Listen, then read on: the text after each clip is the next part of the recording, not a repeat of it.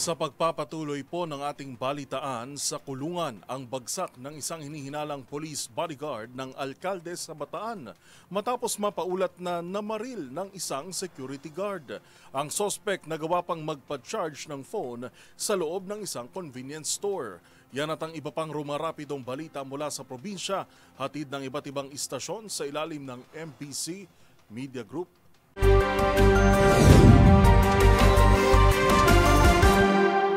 Isang pulis na umani bodyguard ng isang alkalde sa Bataan ang napaulat na namaril at kalaunan ay nagkanlong ito sa isang convenience store sa bayan ng Abukay, Bataan kagabi. Ayon sa ulat, matapos umanong barilin ng suspect ang isang security guard malapit sa lugar, agad itong nagtungo sa isang 7-Eleven store na matatagpuan sa kaban ng Roman Highway, Barangay Kapitangan, Abukay, Bataan. Sa panayam ng DCRS News sa empleyado ng naturang convenience store, sinabi nitong maayos naman daw na pumasok sa kanilang tindahan ang pulis at humingi pa umano ng pahintulot upang makapag-charge ng cellphone. Ilang sandali pa'y napansin nilang may dumating na mga pulis sa labas at dito na nila nalaman na may binaril umano ang nasabing pulis. Batay sa inisyal na impormasyon mula sa hepe ng Abukay Municipal Police Station na si Police Major John Ray Kutab, nagtamo ng tama ng bala sa paa ang biktimang security guard na binaril. Nakatalo umano ito ng pulis na di binanggit ang pangalan ang security guard na nauwi ito sa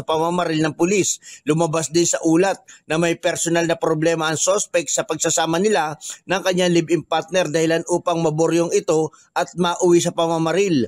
Mismong si Bataan Provincial Director Colonel Marte Salvadora ang personal na nakipagnegosasyon sa suspect upang mahikayat itong sumuko. Ang suspect ay sa ilalim ngayong araw sa inquest proceeding sa kasong isasampang paglabag sa frustrated homicide. Para sa MBC TV Network News, RH37 Danny Kumilang, una sa Pilipinas, una sa Pilipino. Sa loob ng 28 taon na pagtatago sa batas ng isang wanted, nabulabog rin ang pinagtataguan nito at matagumpay na naaresto. Ayon sa PNP, ang akusado ay wanted sa kasong robbery. Naaresto ito ng 2nd Northeast Samar Provincial Mobile Force Company sa pamumuno ni Police Lieutenant Colonel Joel Nietzsche, Acting Force Commander. Katuwang dito ang Northeast Samar Provincial Intelligence Unit at Lawang Municipal Police Station. Naaresto na sabing akusado sa bayan ng Lawang Northern Samar. Ayon pa sa ulat ng PNP, ang akusado ay 53 taong gulang na ngayon, wala itong trabaho at residente na naturang bayan sa bayan ng Lawang Northern Samar. Inaresto ito sa bisa ng warrant to arrest dahil sa kasong robbery. May narekomendang piyansa naman ng korte na nagkakalaga ng 10,000 pesos para sa pansamantalang kalayaan. Ang nasabing warrant ay nilabas ng Regional Trial Court Judicial Region Branch 21 Lawang Northern Samar. Napag-alaman sa ulat pa rin ng PNP Northern Samar, ang nasabing warrant ay binaba noon pang Pebrero 10, taong 1997, ngunit nagtago ito ng mahabang panahon. Matapos na ipaalam sa akusadong dahilan ng kanyang pagkakaristo, dinala ito sa Lawang Municipal Police Station para sa dokumentasyon at pansamantalang kustodiya bago ito ibalik sa korte na naglabas sa nasabing warrant.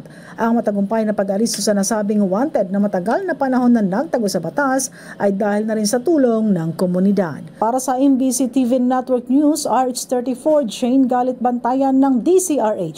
Una sa Pilipinas, una sa Pilipino.